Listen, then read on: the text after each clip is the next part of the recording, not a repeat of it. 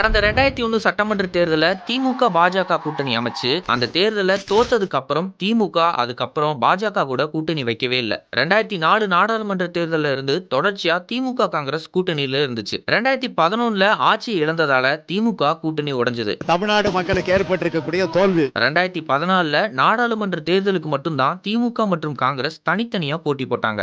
அடுத்ததா 2016 தேர்தல இருந்து 2026 வரைக்கும் நிலையான கூட்டணியா இருந்தது 10 வருஷத்துக்கு மேல திமுக காங்கிரஸ் மட்டும்தான். 2019 தேர்தல்ல ராகுல் காந்தியை பிரதமர் வேட்பாளரா அறிவிச்சதே மு.க. ஸ்டாலின் தான்.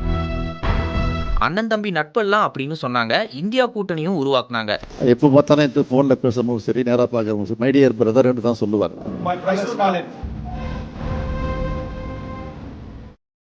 இப்போ தாவேக ஆட்சி அமைக்க விஜய் முதல்வராக்க காங்கிரஸ் ஆதரவு கொடுத்திருக்கு. பழைய கூட்டணி உடைஞ்சதால புது கூட்டணி உருவாயிருக்கு.